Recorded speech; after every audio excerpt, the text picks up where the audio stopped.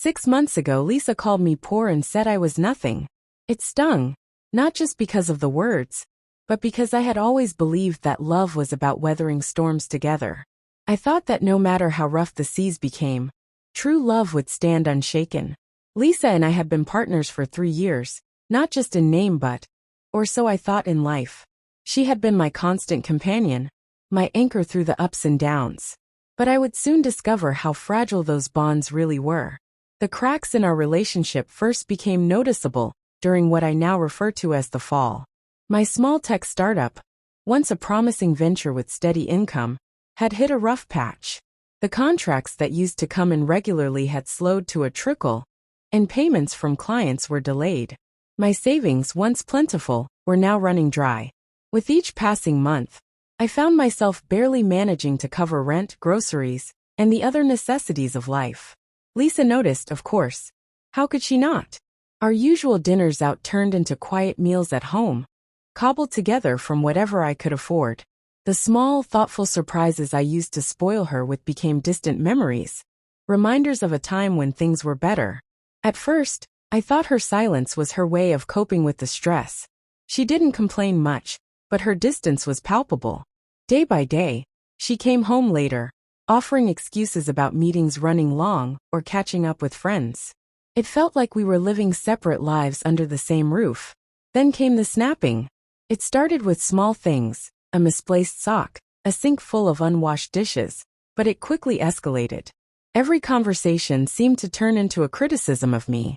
If I so much as mentioned my business, her eyes would roll, and she'd sigh dramatically, as if the mere mention of my dreams was an offense to her.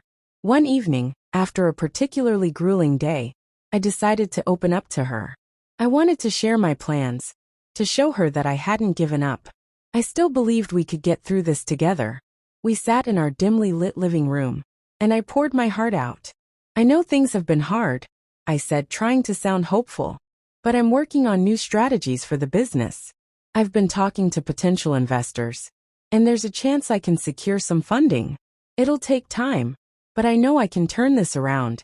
She didn't respond immediately. Instead, she stared at me for a long moment before placing her wine glass down on the coffee table with a sharp clink.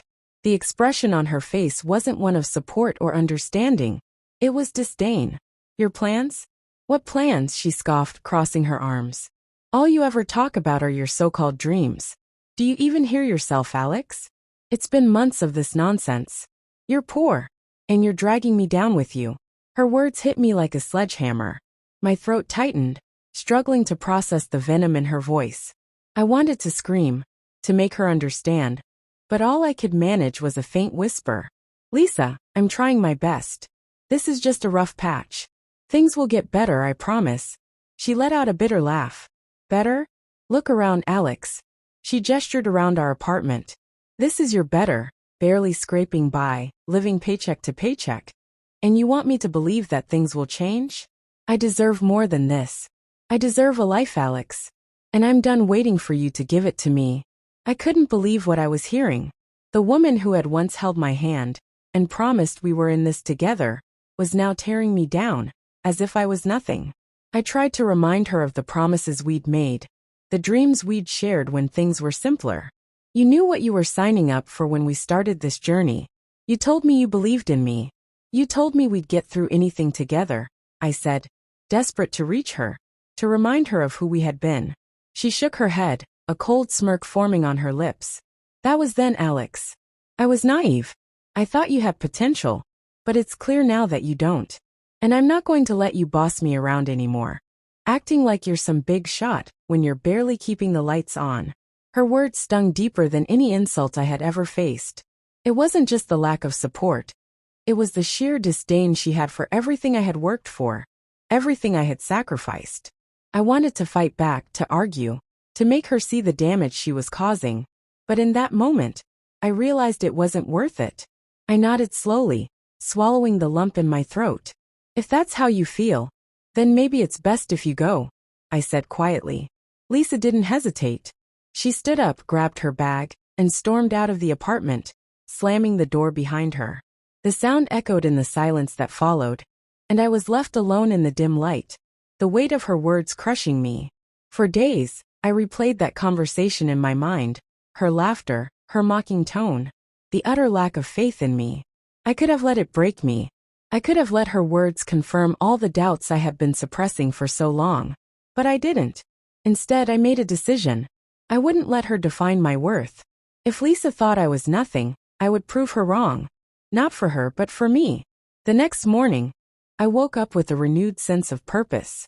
I spent hours refining my business plan, reaching out to every contact I had, and researching ways to pivot my company.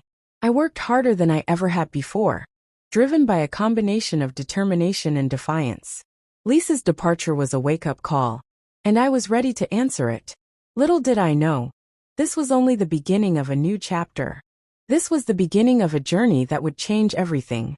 After Lisa left, I knew there was no turning back. Her words had cut deep, but they also ignited a fire in me. A fire I hadn't felt in years. I wasn't just going to recover from this. I was going to rise above it in a way that would leave no doubt about my worth. I threw myself into my work with an intensity that surprised even me. The first thing I did was take stock of my failures, painfully analyzing every mistake I had made with my business.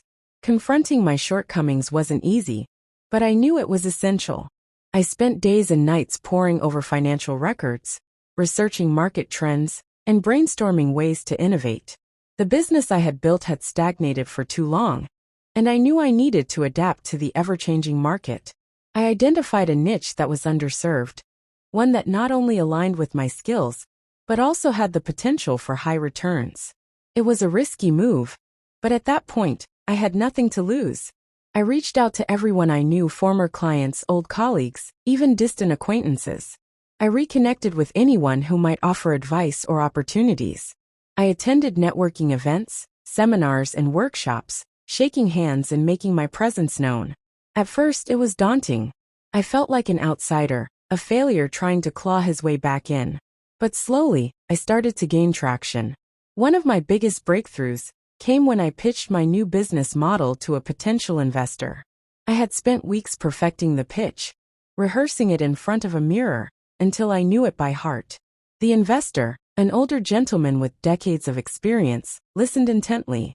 When I finished, he leaned back in his chair and smiled. "You've got something here," he said. "I'm willing to take a chance on you." That moment marked the turning point. With his backing, I was able to secure the funding I needed to launch my new venture. It wasn't easy. There were sleepless nights, setbacks, and moments of doubt. But I kept pushing forward. By the 3-month mark, my business was gaining momentum. Clients were signing contracts, revenue was flowing, and I could see the light at the end of the tunnel.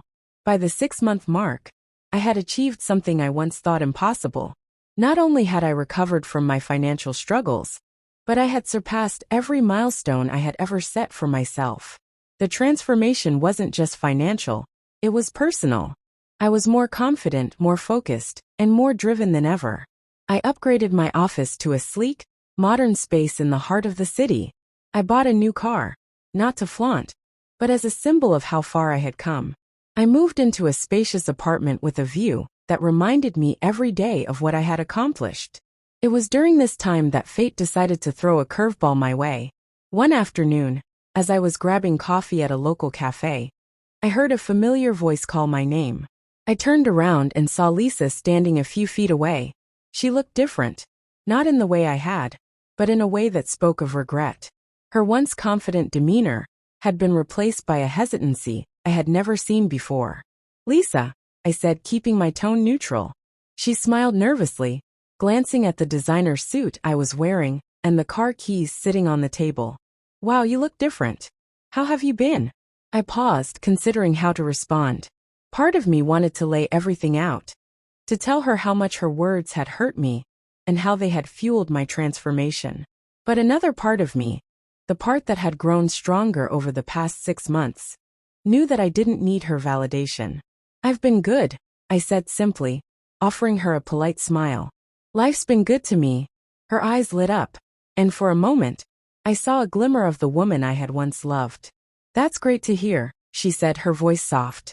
"You know, I've been thinking about you. Maybe we could catch up sometime? It would be nice to talk."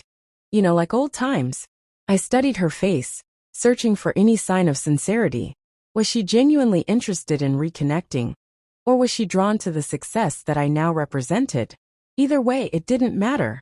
I had moved on, not just from her, but from the version of myself that once needed her approval.